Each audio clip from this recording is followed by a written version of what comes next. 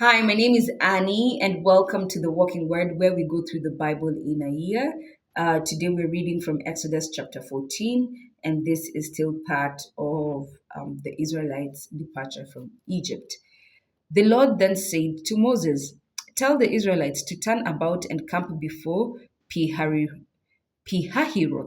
between Migdol and the sea. You shall camp in front of Baal Zephon, just opposite by the sea.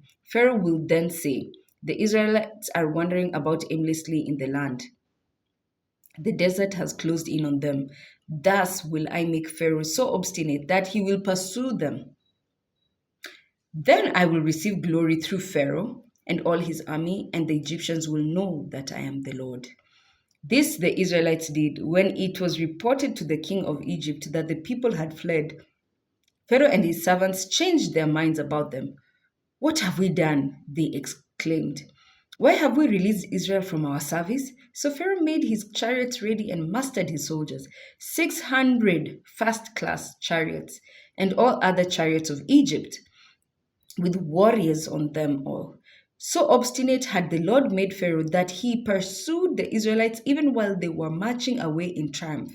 The Egyptians then pursued them. Pharaoh's whole army, his horses, chariots, and charioteers, came up with them as they lay encamped by the sea at Pihahiroth in front of Baal Zephon. Crossing the Red Sea, Pharaoh was already near when the Israelites looked up and saw the Egyptians were on the march in pursuit of them. In great fear, they cried out to the Lord, and they complained to Moses. "Were there no burial places in Egypt that you had to bring us out here to die in the desert? Like you just had to finish us now."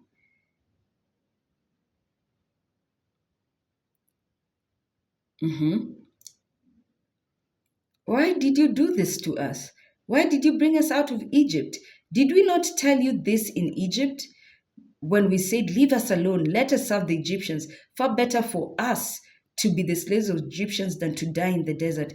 But Moses answered the people, 'Fear not, stand your ground, and you will see the victory of the Lord will win for you today.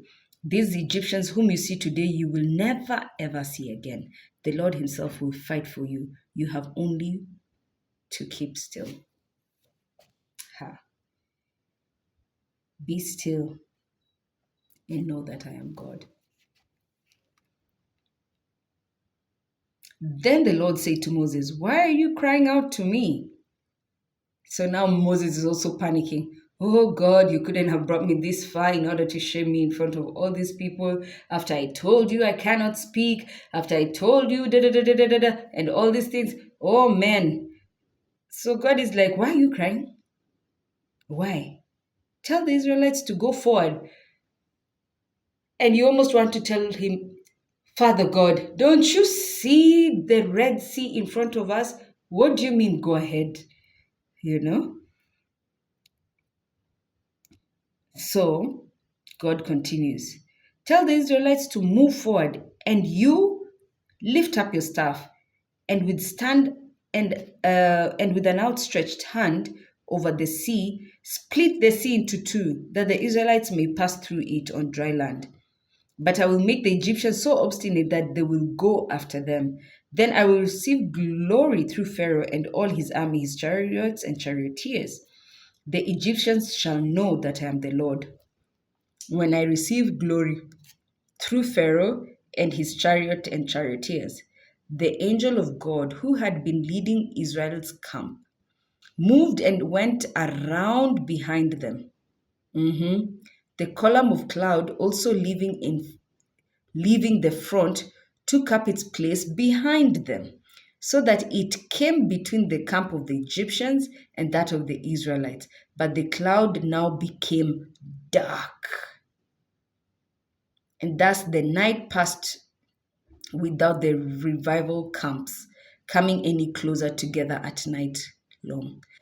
Then Moses stretched out his hand over the sea, the Red Sea, and the Lord swept the sea with a strong east wind throughout the night, and so turned it into dry land.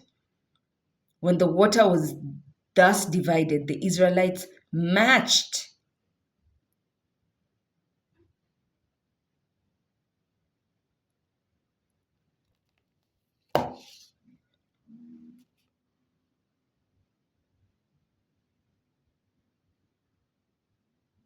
The Israelites marched.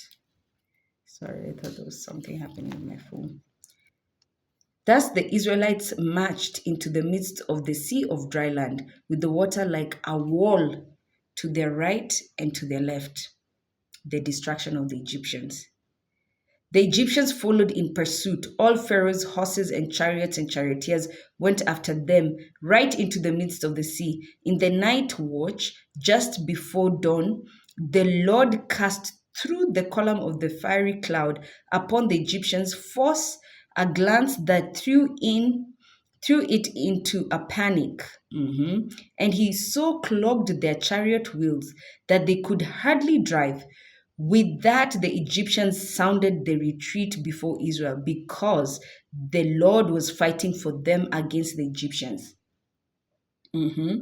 Thus the Lord said to Moses, stretch out your hand over the sea, that the water may flow back upon the Egyptians, upon their chariot and their charioteers. So Moses stretched out his hand over the sea, and at dawn the sea flowed back to its normal depth. The Egyptians were fleeing head on toward the sea when the Lord hurled them into its midst. So they were trying to escape away, but the Lord brought them back into the sea. Not a single one of them, not Pharaoh and all his charioteers, survived. But the Israelites had marched on dry land through the midst of the sea, with the water like a wall on each side, the right and the left. Thus the Lord saved Israel on that day from the power of the Egyptians, when Israel saw the Egyptians lying dead on the seashore and beheld the great power that the Lord had shown against the Egyptians, they feared the Lord and believed in him and his servant Moses. Woo! So may this just encourage someone that the Lord will build a wall between you and the enemies. The Lord will bring a cloud of darkness between you and the enemy, that the enemy may not see you. And the Lord will bring an angel charge over you and separate you from the enemy. We continue in chapter 15 and the next one.